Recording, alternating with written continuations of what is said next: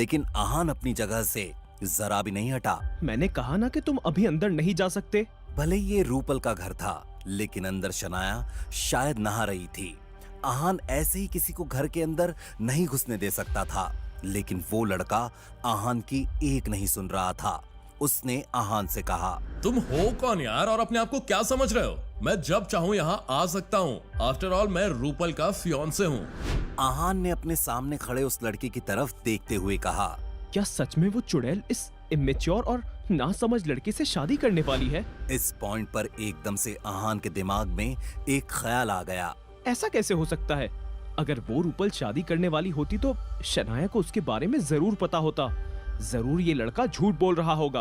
आहान ने उस हैंडसम और एनर्जेटिक लड़के से कहा, देखो तुम रूपल के कोई भी हो, लेकिन मैंने कहा कि तुम अभी अंदर नहीं जा सकते। आ गई बात समझ में? लेकिन आहान के सामने खड़े लड़की की जिद भी कुछ कम नहीं थी। उसने आहान को एक जोर का धक्का दिया और सीढ़ियों की तरफ बढ़ गया। मगर वो लड़का आहान की फाइटिंग स्किल्स के बारे में जानता ही कहां था। जैसे ही आहान ने देखा कि ये नासमझ लड़का सीढ़ियों से ऊपर जाने की कोशिश कर रहा था, उसने उस लड़के का हाथ पकड़कर रोक लिया। मेरा हाथ छोड़ो, दुख रहा है। वो लड़का अब दर्द से तिलमिला रहा था। आहान ने फिर उससे सवाल करते हुए कहा, क्या अभी भी तुम्हें ऊपर जाना है? अब क्योंकि वो लड़का मजबूर था, उसने मना करते हुए आहान से कहा, मैं नहीं जाऊंगा। अब मेरा हाथ छोड़ दो, मुझे बहुत दर्द हो रहा है। उस लड़के ने अब आहान की बात मान ही ली थी, तो आहान ने सोचा कि क्यों ना उसे छोड़ दिया जाए और उस हैंडसम और एनर्जेटिक लड़के से मैन टू मैन सब्र से बात करनी चाहिए। लेकिन जैसे ही आहान उस लड़के का हाथ छोड़ने वाला था, आहान ने एक आवाज सुनी। आहान, ये तुम क्या कर रहे हो? उसने अपना सर ऊपर उठाकर देखा तो उसका मुंह बन गया। ये सवाल रूपल ने किया था। रूपल के एक्सप्रेशंस को देखकर आहान को सब पता चल गया। उसने मन ही मन में कहा, ये लड़की ड्रामा करने से कभी बाज नहीं आ सकती। जब से ये नासमझ लड़का घर के अंदर आया है, रूपल सब कुछ छिपकर चुपचाप देख रही थी, लेकिन अब ऐसा दिखावा कर रही है जैसे किसे कुछ पता ही नहीं है। रूपल को मन ही मन में बुरा भला कहने के बाद आहान ने उस हैंडसम लड़के के हाथ को छोड़ दिया। हाथ मसाज करते हुए ठीक महसूस करने के बाद उस हैंडसम लड़के ने गुस्से से सवाल किया, रूपल, ये अजीब सा आदमी कौन है? मुझे ये बिल्कुल भी पसंद नहीं आया। आहान ने उसे कुछ ज्यादा ही परेशान कर दिया था। दूसरी तरफ जब आहान और रूपल ने उस लड़के की ऐसी शिकायत सुनी तो उन दोनों का मुंह बन गया। क्या इस वक्त उनके सामने स्कूल जाने वाला कोई छोटा लड़का खड़ा था? रूपल ने फिर भी बहुत ही पेशेंस के साथ उस लड़के से कहा, ये आहान है। वो ये मेरा फ्रेंड है। अपनी बात कहते हुए रूपल के हिचकिचाने की वजह साफ थी। वो आहान को अपना दोस्त कहकर इंट्रोड्यूस नहीं करना चाहती थी, लेकिन उसे लगा कि आहान को शनाया का हस्बैंड मेंशन करने से दोस्त कहना कभी भी बेटर ऑप्शन होगा। लेकिन जब उस लड़के ने रूपल के ऐसे जवाब को सुना तो वो पहले से और भी ज्यादा गुस्सा हो गया। क्या फ्रेंड? रूपल, बाहर अंधेरा हो रहा है, जल्दी ही रात होने वाली है। ऐसे वक्त पर तुम्हारा ये अजीब सा दोस्त यहाँ क्या कर रहा है? अब तक रूपल के दिमाग में आहान को दोस्त कहने की बात घूम रही थी, लेकिन जैसे ही रूपल ने इस हैंडसम और एनर्जेटिक लड़के की कही बात सुनी, रूपल की त्योरियां चढ़ गई। रूपल ने बिना किसी एक्सप्रेशंस के अपने सामने खड़े हैंडसम और एनर्जेटिक लड़के से कहा, रोहन, तुम क्या कहने की कोशिश कर रहे हो? तुम्हारे दिमाग में जो कुछ भी चल रहा है, जरा साफ साफ कहो। क्या रूपल का ऐसा रिएक्शन सही था? क्या उसे अपने आप को एक्सप्लेन करने की जरूरत नहीं थी? रूपल की बात सुनकर रोहन ने पैनिक करते हुए कहा, मैं क्या कहना चाहता हूँ? रूपल, क्या तुम्हें मेरा जरा भी ख्याल नहीं है? रूपल, मैं तुम्हारे लिए गाने गा रहा हूँ, रेड रोजेस लेकर आया हूँ, और तुम्हें मेरी बिल्कुल कोई फिक्र नहीं है। रूपल, क्या तुम मुझे धोखा दे रही हो? इस पॉइंट पर बेचारे रोहन की आंखें नम हो गई थी। ये बात जाहिर थी कि रोहन रूपल के बारे में बहुत ज्यादा सीरियस था और रूपल उसे खास पसंद नहीं करती थी। जब इसे रोहन की ऐसी इमोशंस और चीजी बातें सुनी, रूपल की नाक सिकुड़ गई। उसने रोहन से कहा, रोहन, क्या तुम खुद सुन रहे हो कि तुम्हारी बातें कितनी अजीब है? और वैसे भी मैं तुम्हें क्यों धोखा देने लगी भला? मेरा तुमसे कोई वास्ता नहीं है, तो मैं किसी के साथ भी रहूं, तुम्हें उससे क्या? रूपल इस पॉइंट पर बहुत ज्यादा ही पत्थर दिल इंसान की तरह साउंड कर रही थी। उसे इस बात से कोई फर्क नहीं पड़ता था कि रोहन उसके बारे में क्या सोच रहा था। वो बस इस सब से अपना पीछा छुड़ाना चाहती थी। जब आहान ने देखा कि रूपल रोहन के साथ किस तरह पेश आ रही थी, तो आहान को उस हैंडसम और एनर्जेटिक लड़के की किस्मत पर तरस आ गया। उसे बेचारे रोहन के लिए बहुत बुरा लग रहा था। भले ही शनाया ने 3 सालों में आहान को कोई होप्स नहीं दी थी, लेकिन शनाया आहान के साथ कभी भी इस तरह की बेरहमी से पेश नहीं आई थी। जाहिर था रूपल की बात सुनने के बाद रोहन का रिएक्शन अजीब होने वाला था। वो रूपल के सामने जाकर खड़ा हो गया और रूपल की आंखों से आंखें मिलाकर बोला, रूपल, ये तुम क्या कह रही हो? क्या हमारा कोई वास्ता नहीं है? रूपल, क्या तुम भूल गई हो कि मैं तुम्हारा फियांसे हूँ? हमारे पेरेंट्स ने हमारी शादी तय की है। आज न कल तुम्हें मेरी ही वाइफ बनना है। अब रूपल का सब जवाब दे गया। उसने रोहन की तरफ देखकर गुस्से से कहा, फियांसे? मैं नहीं चाहती हूँ कि तुम मेरे फियांसे रहो, और अगर हमारे पेरेंट्स ने शादी तय की है तो जाकर उनसे बात करो। तुमसे उन्होंने हाँ कहा होगा, मैंने नहीं। रूपल और रोहन एक दूसरे को बचपन से जानते थे। जब वो दोनों थोड़े समझदार हो गए, उन दोनों के पेरेंट्स ने रूपल और रोहन की शादी तय कर दी। तभी से रोहन की नजरों में सिर्फ और सिर्फ रूपल ही थी। वो हर साल रूपल को शादी के लिए प्रपोज करता था, लेकिन हर बार रूपल उसे मना कर देती थी। ऐसा होने के बावजूद भी रोहन ने हार नहीं मानी, लेकिन इस बार रोहन को अपने आने वाले फ्यूचर पर शक होने लगा। रूपल के ऐसे गुस्सैल और नखरेल बर्ताव के बावजूद भी रोहन ने उसे बिल्कुल भी ब्लेम नहीं किया। आखिरकार उसने पिछले कई सालों से रूपल से प्यार जो किया था। अपना गुस्सा निकालने के लिए रोहन ने फिर आहान की तरफ देखा। जैसे ही आहान का गुड लुकिंग चेहरा उसकी नजरों के सामने आया, रोहन की आंखें गुस्से से लाल हो गई। उसने रूपल से सवाल करते हुए कहा, रूपल, तुम कह रही हो कि तुम मुझे पसंद ही नहीं करती? क्या ये सब इस कमीने की वजह से हो रहा है? क्या ये मुझसे भी अच्छा है, मुझसे ज्यादा अमीर है, मुझसे ज्यादा हैंडसम है? नहीं ना, मुझसे हैंडसम तो नहीं है। इस कमीने के अंदर ऐसा क्या है जो मुझ में नहीं? रोहन इस वक्त बहुत इम्पल्स में था। वैसे उसका इतना इमोशनली ट्रिगर होना जाहिर सी बात थी। रूपल ने जब रोहन की कही ये बात सुनी तो इरिटेट होकर अपनी आंखें रोल कर दी और अपने सो कॉल्ड फियांसे को जानबूझकर इग्नोर करने लगी। जब आहान ने देखा कि रोहन ने जो भी कहा था उस पर रूपल का रिएक्शन कुछ भी नहीं था, आहान ने अंदाजा लगाते हुए मन ही मन में कहा, कुछ तो गलत है। ये रूपल अपने फियांसे की गलतफहमी को क्लियर क्यों नहीं कर रही? एक मिनट, कहीं ये चुड़ैल अपने फायदे के लिए मेरा नाम तो नहीं इस्तेमाल करना चाहती? मैं ऐसा नहीं होने दूंगा। जैसे ही ये ख्याल आहान के दिमाग में आया, वो रूपल की तरफ अजीब नजरों से देखने लगा। उसने फिर रोहन की तरफ देखकर उससे कहा, अच्छा होगा कि तुम अपने प्रॉब्लम्स में मुझे बीच में न लाओ। इस सब का मुझसे कोई लेना देना नहीं है। जैसे ही आहान ने अपनी बात कही, रोहन ऑफेंड हो गया। उसने आहान के सामने आकर उससे झगड़ा करने के अंदाज में कहा, लेना देना नहीं है? ऐसे कैसे नहीं है? तुम मेरे रूपल के साथ मेरी ही पीठ के पीछे सब कुछ कर रहे हो और अब कह रहे हो कि तुम्हारा इन सब से कोई लेना देना नहीं है। बेशरम कहीं के, क्या तुम अपनी गिरी हुई हरकतों की जिम्मेदारी लेने से पीछे हट रहे हो? इस वक्त रोहन आहान की तरफ आंखों में नफरत लिए देख रहा था। आहान ने उसे बिल्कुल भी सीरियसली नहीं लिया, बल्कि आहान ने रोहन के इमैच्योर स्वभाव के बारे में सोचते हुए मन ही मन में कहा, ये लड़का बहुत ही नासमझ है। शायद इसी वजह से रूपल जैसे चुड़ैल से प्यार करता है। लेकिन इसने क्या कहा कि मैं रूपल का फायदा उठाकर जिम्मेदारी से पीछे हट रहा हूँ? क्या ये कोई मजाक है? क्योंकि ऐसा कभी नहीं हो सकता। मुझे इस रूपल से नफरत है। ऐसा ही कुछ इस वक्त रूपल के दिमाग में चल रहा था। उसने आहान की तरफ देखते हुए मन ही मन में कहा, इस बेवकूफ आहान से किसने कहा था कि बीच में बात करें? एक तो पहले ही रोहन मेरे सिर पर आकर खड़ा है और ऊपर से आहान का मुंह बंद होने का नाम ही नहीं ले रहा। वैसे अच्छा हुआ रोहन की बातें सुनकर आहान की बोलती ही बंद हो गई है। इसके साथ ऐसा ही होना चाहिए। इस बारे में सोचते हुए रूपल के चेहरे पर एक मजाक उड़ाने वाली मुस्कान छा गई। जब आहान ने देखा कि रूपल उस पर हंस रही थी तो वो चिढ़ गया। अब ये बात रोहन के खिलाफ आहान की नहीं थी, ये फाइट अब रूपल वर्सेस आहान की थी। उन दोनों को इस बात का एहसास भी नहीं हुआ कि इस वक्त आहान और रूपल रोहन से भी ज्यादा बचकाने बन रहे थे। आहान ने कुछ सोचा और अपना सीना चौड़ा करके रोहन से कहा, ठीक है, मैं मानता हूँ कि मैंने तुम्हारी रूपल का फायदा उठाया। अब तुम क्या कर लोगे? तुम कर ही क्या सकते हो? जैसे ही आहान ने अपनी बात खत्म की, रोहन और रूपल दोनों का चेहरा देखने लायक हो गया था।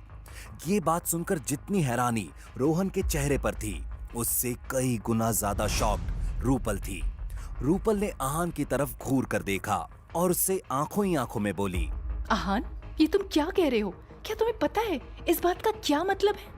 आहान ने ये सब सिर्फ रूपल की मजाक उड़ाने वाली हंसी को गायब होते हुए देखने के लिए कहा था।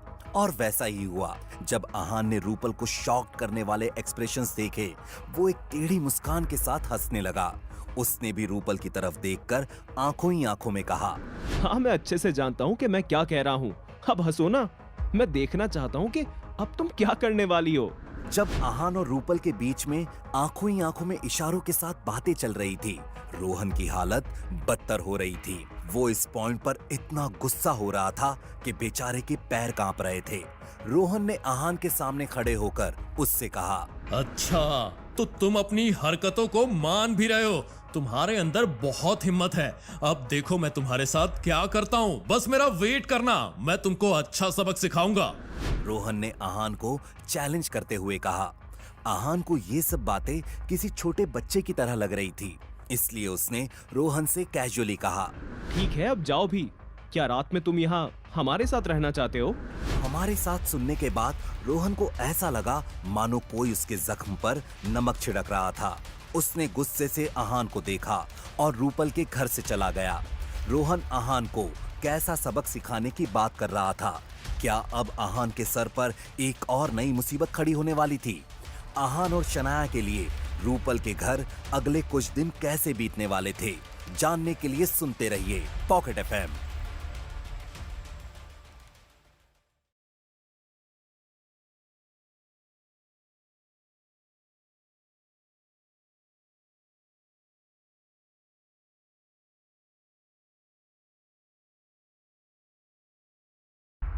जब आहान ने मजाक में ये कह दिया कि उसने रूपल का फायदा उठाया था, रोहन की हालत बद से बदतर होने लगी थी।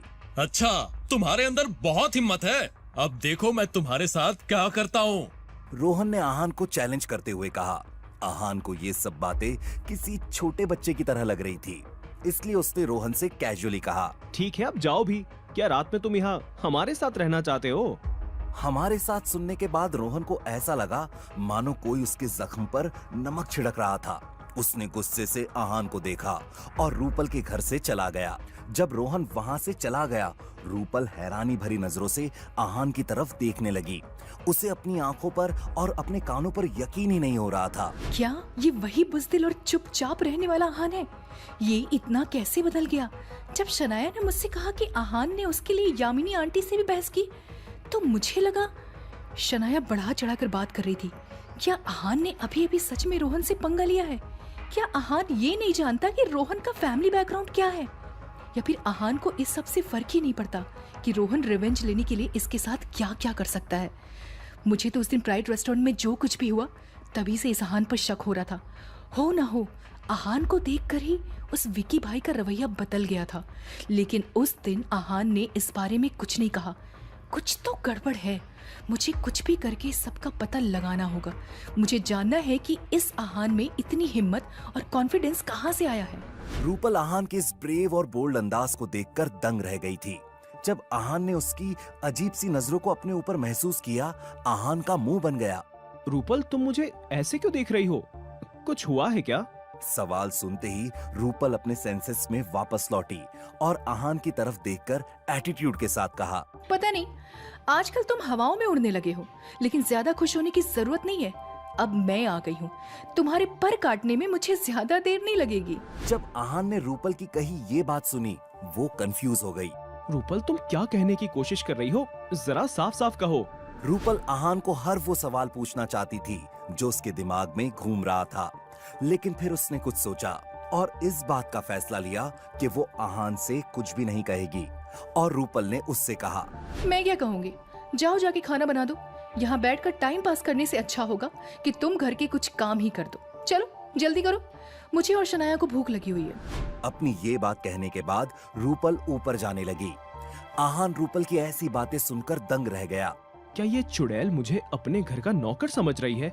शनाया को भूख ना लगी हुई होती तो मैं इस रूपल की एक भी बात ना सुनता। ये कहने के बाद आहान किचन की तरफ बढ़ गया। ऐसे ही 2-3 दिन निकल गए। इस वक्त के दरमियान आहान, शनाया और रूपल ने एक साथ बहुत मस्ती की, बहस भी की और आहान ने बहुत काम भी किया। उन तीनों की लाइफ से परेशानी कोसों दूर थी, लेकिन ऐसा हर किसी के साथ नहीं हो रहा था। इन 3 दिनों में मिसेस यामिनी गिल का सर दर्द से और इरिटेशन से फटा जा रहा था। एक तो हर रोज शनाया को कम से कम 50 बार कॉल करने के बाद भी शनाया उनके एक भी कॉल का जवाब नहीं दे रही थी। ऊपर से सीमा बुआ जी और रतन ने उनके घर में अपना बढ़िया डेरा जमा लिया था। सीमा बुआ जी ने शनाया के रूम को और रतन ने आहान के कमरे को हथिया लिया था और अब वो दोनों वहीं रहने लगे थे। इतना ही नहीं, मिसेस यामिनी गिल को उन दोनों के लिए दिन का 3 बार खाना और बीच बीच में चलने वाला चाय नाश्ता अकेले ही बनाना पड़ रहा था। सीमा बुआ जी या तो दिन भर सोफे पर फैलकर टीवी देखती रहती और अगर वो करने से मन भर जाता था तो मिसेस यामिनी गिल के कपड़े और गहने पहनकर बैठ जाती थी। मिसेस यामिनी गिल अच्छे से जानती थी कि जब तक सीमा बुआ जी को 25 लाख रुपए कैश में नहीं मिलने वाले थे, वो यहीं उनके सर पर बैठकर उन्हें तंग करने वाली थी। अब मिसेस यामिनी गिल से ये सब सहन नहीं हो रहा था, इसलिए उन्होंने एक बार फिर से शनाया को कॉल लगाया। लेकिन जैसे कि पिछले कुछ दिनों से हो रहा था, बहुत देर तक बजने के बाद भी किसी ने कोई जवाब नहीं दिया। मिसेस यामिनी गिल ने बहुत ही डिसअपॉइंटमेंट के साथ फोन नीचे रख दिया।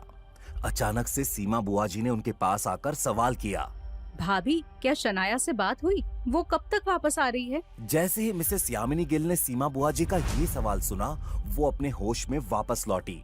सीमा दीदी, मेरी अभी उसके साथ बात हुई है। वो कुछ दिनों में वापस आ जाएगी। सीमा बुआ जी नाराजगी के साथ बोली, भाभी क्या मैं आपको बेवकूफ लग रही हूँ? मैं आपका चेहरा अच्छे से पढ़ सकती हूँ। लगता है शनाया आपकी कॉल का कोई जवाब नहीं दे रही है। मैंने सही कहा ना? मिसेस यामिनी गिल अपनी ननंद का ये सवाल सुनकर दंग रह गई। उन्हें इस बारे में कैसे पता चल सकता था? मिसेस यामिनी गिल की हैरानी भरी खामोशी सीमा बुआ जी के इस अंदाजे को सही साबित कर रही थी। सीमा बुआ जी ने फिर अपनी भाभी को अल्टीमेटम देते हुए कहा, भाभी मैं नहीं जानती कि आप ये कैसे करने वाली हैं, लेकिन अपनी बिगड़ी हुई बेटी को वापस लेकर आइए। अगर मुझे 3 दिन के अंदर 25 लाख रुपए नहीं मिले तो आपकी सारी हरकतें और मनोज शर्मा के साथ आपका रिश्ता मैं पूरे गिल खानदान को बता दूंगी। और आप इस गलतफहमी में मत रहिएगा कि मेरे पास कोई सबूत नहीं है। ये सुनकर मिसेस यामिनी गिल का चेहरा ही सफेद पड़ गया कि उन्होंने आखिर किसी का क्या बिगाड़ा था जो हर तरफ से मुसीबतों ने उन्हें घेर कर रखा था। सीमा बुआ जी ने और सुनाते हुए कहा, भाभी वैसे पहले तो आप जो भी कहती थी शनाया वैसा ही करती थी, लेकिन देखिए क्या दिन आ गया है। उस निकम्मे आहान के लिए शनाया ने आपको, अपनी माँ को छोड़ दिया है। आप सच में अपनी बेटी को संभालने में फेल हो गई भाभी। इस पॉइंट पर मिसेस यामिनी गिल को अपनी किस्मत और अपने निकम्मे दामाद पर बहुत गुस्सा आ रहा था, तो वो बुदबुदाने लगी, आहान, तुम्हारी वजह से मुझे कैसे कैसे ताने सुनने पड़ रहे हैं। अगर तुमने शनाया को अपनी तरफ से ना किया होता तो शनाया मेरी हर बात मानने को तैयार थी। मेरी ही गलती है। मुझे पहले ही शनाया से डिवोर्स पेपर्स पर साइन ले लेने चाहिए थे, लेकिन तुम्हारी वजह से ऐसा नहीं हो पाया। और अब ये सीमा, ये तो मेरे सर पर ही बैठ गई है। हर दूसरे पल मुझे मनोज शर्मा का नाम लेकर ब्लैकमेल करने की कोशिश कर रही है। एक बार शनाया वापस आ जाए तो फिर मैं एक एक करके सब कुछ ठीक कर दूंगी। भले ही मिसेस यामिनी गिल के दिमाग में इतना सब चल रहा था, लेकिन उन्हें देखकर ऐसा लग रहा था कि इस वक्त वो बहुत दुखी थी।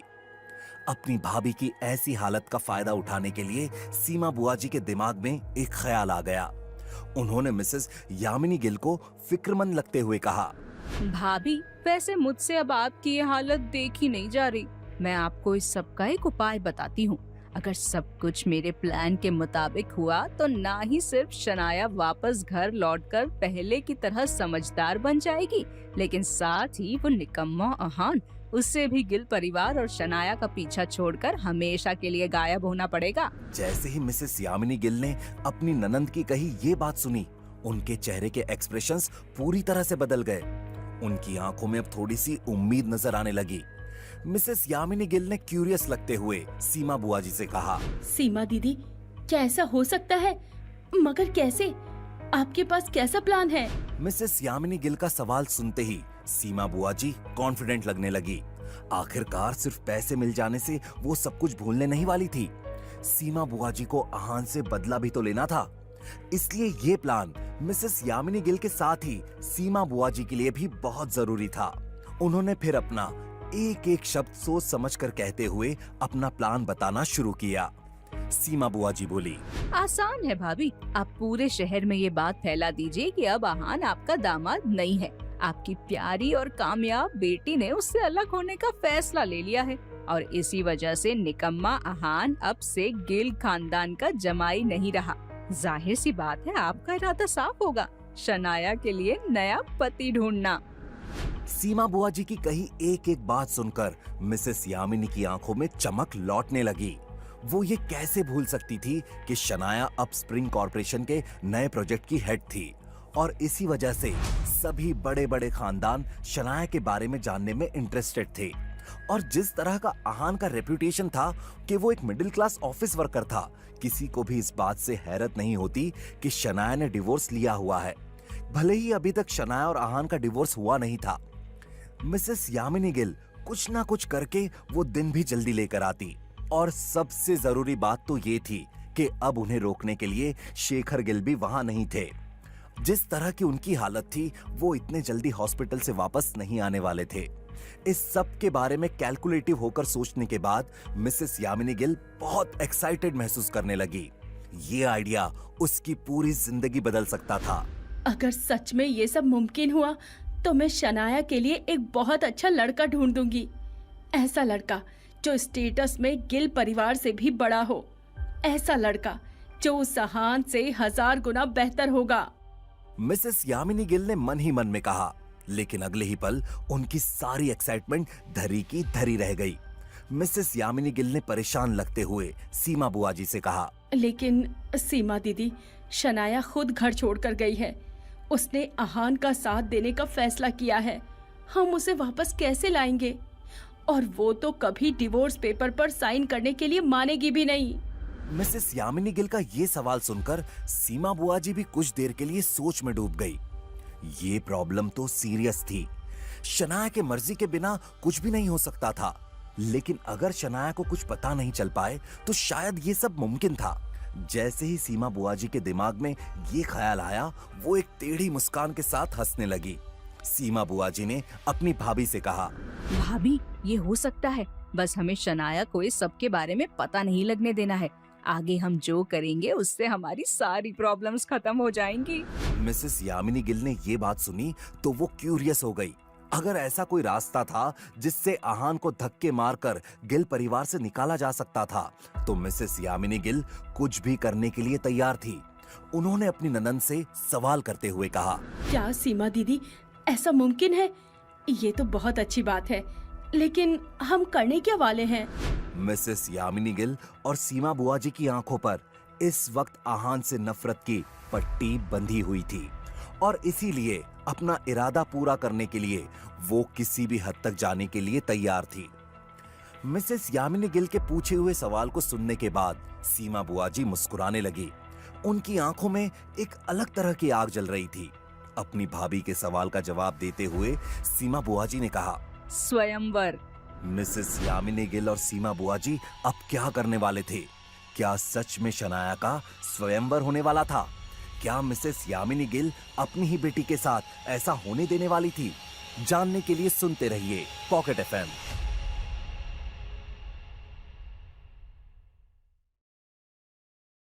स्वयंवर। सीमा बुआ जी की कही ये बात सुनकर मिसेस यामिनी गिल को समझ ही नहीं आया कि उन्हें कैसे रिएक्ट करना चाहिए। कुछ देर के ऑकवर्ड सन्नाटे के बाद मिसेस यामिनी गिल ने अपनी ननद से सवाल करते हुए कहा, स्वयंवर? कैसा और किसका स्वयंवर? मिसेस यामिनी गिल इस वक्त कंफ्यूज हो गई थी। सीमा बुआ जी ने सवाल का जवाब देते हुए बहुत ही कैजुअल अंदाज में कहा, भाभी इसमें ना समझने जैसा क्या है? बात साफ है, शनाया का स्वयंवर। शनाया खूबसूरत है, बिजनेस इंडस्ट्री में अपने पोटेंशियल को साबित कर चुकी है। उसका नाम शिमला के हर बड़े खानदान में जाना जाता है। वो उसे क्या कहते हैं? हाँ, शनाया एक परफेक्ट पैकेज है। कोई भी उससे शादी करने के लिए एक पैर पर भी तैयार हो जाएगा। सीमा बुआ जी के इतने शातिर और चालाक दिमाग को जानकर यामिनी गिल दंग रह गई थी। उन्होंने ना में अपना सर हिलाते हुए सीमा बुआ जी से कहा, सीमा दीदी, शनाया ऐसी दकियानूसी बातों के बारे में सोचेगी भी नहीं और तुरंत मना कर देगी और कभी भी घर पर लौट कर नहीं आएगी। मिसेस यामिनी गिल अपनी बेटी को बहुत अच्छे से जानती थी। सीमा बुआ जी ने अपनी भाभी के कंधे पर हाथ रखते हुए मुस्कुरा कर कहा, भाभी तो फिर आप किस काम में आएंगी? अब अगर हमें कुछ बड़ा जीतना है तो जान की बाजी तो लगानी ही पड़ती है। अब मिसेस यामिनी गिल को अपनी इस लोमड़ी जैसी चालाक ननंद से घबराहट होने लगी थी। जान की बाजी लगाने का क्या मतलब था? मिसेस यामिनी गिल ने हकलाते हुए कहा, सीमा दीदी, जान की बाजी लगाने का क्या मतलब है? मिसेस यामिनी गिल को ऐसे डरते हुए देखकर सीमा बुआ जी ने जोर जोर से हंसना शुरू कर दिया और हंसते हुए बोली, भाभी, स्वयंवर के दौरान जो भी लड़का आप अपने दामाद के तौर पर पसंद करेंगी, उसके साथ आप एक कॉन्ट्रैक्ट साइन कर लीजिएगा। एक बार वो कॉन्ट्रैक्ट साइन हो जाए तो शनाया को उस लड़के के साथ जाना ही होगा, और अगर शनाया ऐसा करने से मना करती है तो आपको अपनी बाकी की जिंदगी जेल में बितानी पड़ेगी। आपकी बेटी आपसे इतना प्यार तो करती है कि आपको जेल जाने से बचा ही लेगी। अब मिसेस यामिनी गिल का चेहरा जम गया था। इनडायरेक्टली ये औरत शनाया को बेचने की बात कर रही थी, और वो भी इस कीमत पर कि मिसेस यामिनी गिल को जेल जाना पड़े। कुछ देर तक अपनी ननंद की कही बात को प्रोसेस करने के बाद आखिरकार मिसेस यामिनी गिल अपने होश में वापस लौटी। उन्होंने बिना ज्यादा देर सोचे अपना फैसला कर लिया और बहुत ही फर्म अंदाज से अपनी चालाक ननंद से कहा, बिल्कुल नहीं, ऐसा कभी नहीं होगा। एक तो ना ही मिसेस यामिनी गिल अपनी बेटी को किसी चीज की तरह समझती थी, और ना ही वो किसी बेवकूफ और लालची औरत के कहने पर अपनी जिंदगी को खतरे में डालना चाहती थी। इसलिए उन्होंने अपना फैसला सुना दिया था। दूसरी तरफ पिछले 3 दिनों की तरह आहान आज भी रूपल और शनाया के लिए सुबह का नाश्ता बना रहा था। फ्रूट जूस, शनाया के पसंद की इडली और चटनी के साथ ही आहान ने रूपल के लिए फ्रेंच टोस्ट बना दिया था। जब आहान किचन से सब कुछ एक एक करके डाइनिंग टेबल पर ला रहा था, सीढ़ियों से शनाया ने उसे देखा। शनाया अभी अभी नहाकर नीचे आ रही थी। जैसे ही उसने देखा कि आहान उसकी खुशी के लिए कितनी मेहनत कर रहा था, तो शनाया के दिल में नरमी छा गई। दूर से ही आहान को देखते हुए शनाया के चेहरे पर एक स्माइल आ गई। उसने मन ही मन में कहा, आहान बहुत परफेक्ट है, सबसे परफेक्ट। पता नहीं ये बात समझने में मुझे इतनी देर क्यों लगी। पता नहीं मैं इतनी स्टूपिड क्यों हूँ। आहान ने इस वक्त एक नॉर्मल सी मरून रंग की टी शर्ट और सफेद रंग के पैंट्स पहने हुए थे। उसकी 6 फीट की हाइट, सुपर टोन बॉडी और गहरी आंखें देखते हुए शनाया कितनी देर तक वहीं खड़ी रही उसे भी पता नहीं चला। एकदम से शनाया का ध्यान आहान के चेहरे पर गया और वो थोड़ी सरप्राइज हो गई। शनाया ने ध्यान से आहान की नाक को देखते हुए अपने आप से ही कहा, क्या आहान की नाक इतनी क्यूट है? मैंने कभी ध्यान ही नहीं दिया। एकदम लंबी और सीधी। जब आहान की नाक को साइड से देखा जाए तो और भी ज्यादा क्यूट लगती है, लेकिन जब सामने से देखा जाए तो आहान बहुत सीरियस लगता है। उफ यार, मेरा हबी इतना हैंडसम क्यों है? आहान सच में एक एस्टैब्लिश्ड और सक्सेसफुल मॉडल बन सकता है। मॉडल ही नहीं, आहान बॉलीवुड का एक जाना माना एक्टर भी बन सकता है। जब शनाया आहान को देखते हुए मन ही मन में उसकी तारीफों के पुल बांध रही थी, पीछे से रूपल भी आ गई। जब उसने देखा कि 15 मिनट पहले नीचे आई शनाया अभी भी यहीं खड़ी थी, तो वो कंफ्यूज हो गई। रूपल ने फिर शनाया की नजरों को फॉलो किया और देखा कि उसकी बेस्ट फ्रेंड आहान को देख रही थी। और इतना ही नहीं, शनाया अकेले में ही स्माइल भी कर रही थी। ये सिचुएशन देखकर रूपल का मुंह बन गया। उसने 1-2 बार धीरे से शनाया का नाम पुकारा, लेकिन शनाया का ध्यान तो कहीं और ही था। अब रूपल का पेशेंस खत्म हो गया और उसने शनाया को हल्के से धक्का देते हुए कहा, शनाया, क्या तुम ठीक हो? ये क्या चल रहा है?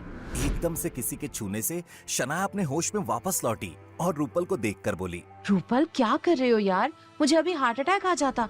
रूपल ने जब अपनी बेस्ट फ्रेंड की कही ये बात सुनी, वो अपना सर पीटने लगी।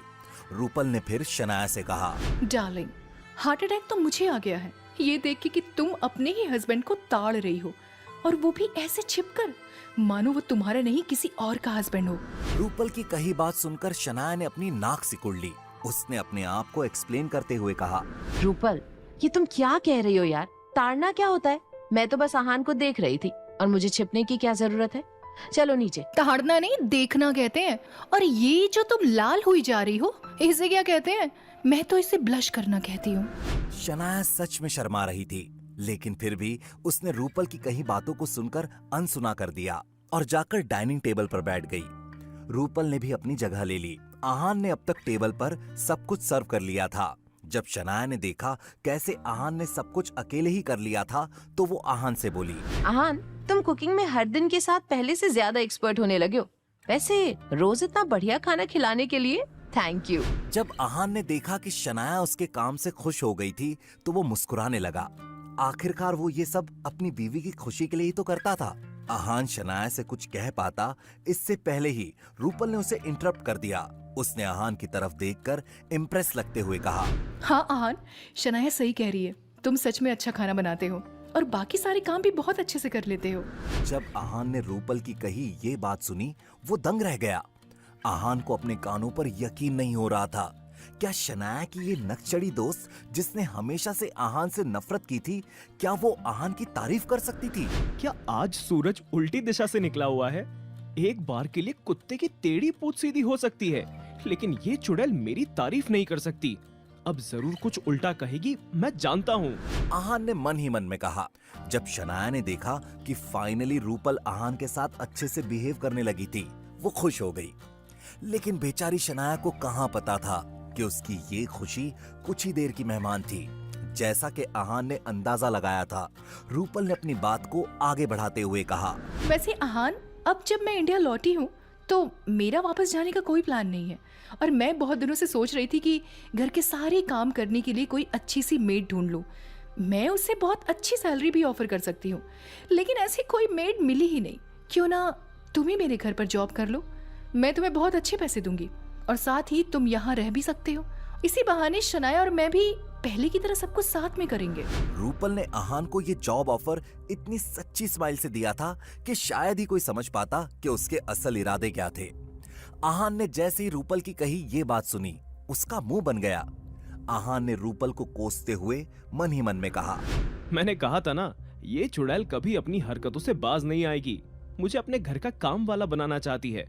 ऊपर से इस रूपल के तो मेरी ही बीवी पर हक भी जमाने का मास्टर प्लान भी तैयार है, सिर्फ क्योंकि शनाया यहाँ पर बैठी है, वरना मैं इस रूपल के मुंह पर ये गरम कॉफी फेंक देता। आहान की फ्रस्ट्रेशन उसकी आंखों में साफ थी। अगले ही पल रूपल ने इस तरह कॉफी का कप उठाया मानो वो आहान के दिल में चल रही सारी बातें सुन रही थी और अब आहान को चुनौती भी दे रही थी।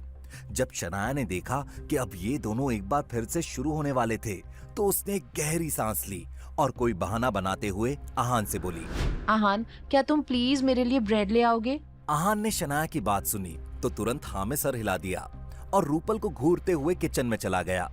जैसे ही आहान वहाँ से चला गया, शनाया ने रूपल के हाथ पर हल्के से मारकर कहा, रूपल, तुम आहान से ऐसी दिल दुखाने वाली बातें क्यों कहती हो? मुझे अच्छा नहीं लगता। अगली बार से ऐसा मत कहना। क्या तुम्हें दिख नहीं रहा कि वो मेरी खुशी के लिए क्या कुछ नहीं कर रहा? तुम उसे आगे से हर्ट नहीं कर सकती, समझ गई? शनाया की डांट सुनकर रूपल ने मुंह बनाकर उससे कहा, क्या तुम इतने सालों की दोस्ती के ऊपर उस बेवकूफ आहान को चुन रही हो? शनाया ने रूपल के सवाल को सुनकर भी अनसुना कर दिया और अपनी जगह से उठ गई। फिर शनाया ने किचन की तरफ जाते हुए रूपल से कहा, तुमने सही पहचाना। अब आगे से ख्याल रखना, वरना मैं गुस्सा हो जाऊंगी। शनाया को जाते हुए देखकर रूपल ने गुस्से से अपना फ्रेंच टोस्ट खा लिया। जैसे ही रूपल ने उसे टेस्ट किया, उसके एक्सप्रेशन ही बदल गए। रूपल ने अपने आप से ही कहा, आहान को वो ऑफर तो मैंने बस उसे गुस्सा दिलाने के लिए कहा था, लेकिन लगता है वो खाना बनाने में सच में एक्सपर्ट है। थोड़ी देर बाद आहान से फिर पूछती हूँ, शायद मेरे घर पे काम करने के लिए मान जाए। रूपल के फैलाए हुए रायते को साफ करने के लिए शनाया किचन में गई थी। उसने देखा कि आहान उसके लिए ब्रेड को बटर लगा रहा था। शनाया जल्दी से आहान के पास गई और उसका हाथ पकड़ते हुए बोली, आहान, मैंने रूपल को समझा दिया है, वो आगे से ऐसा नहीं करेगी। आहान ने इस बार कुछ भी नहीं कहा, बस एक स्माइल के साथ शनाया को देखने लगा। जब शनाया ने देखा कि आहान उसे पलके झपकाए बिना देख रहा था, तो वो खिलखिलाकर हंसने लगी। आहान ने शनाया से सवाल करते हुए कहा, शनाया, आप ऐसे क्यों हंस रही हैं? आहान का सवाल सुनकर शनाया और जोर से हंसने लगी। कुछ देर तक ऐसे ही हंसने के बाद शनाया ने आहान के कान के करीब जाकर कहा, आहान, इसे ताड़ना कहते हैं। क्या तुम मुझे ताड़ रहे हो? शनाया की कही ये बात सुनकर आहान की आंखें खुली की खुली रह गई। वो एक ही वक्त पर नर्वस भी हो रहा था और शर्मा भी रहा था। आहान ने फिर कुछ सोचा और हाथ पकड़े ब्रेड को शनाया को देकर कहा, मैं तो बस आपको देख रहा था।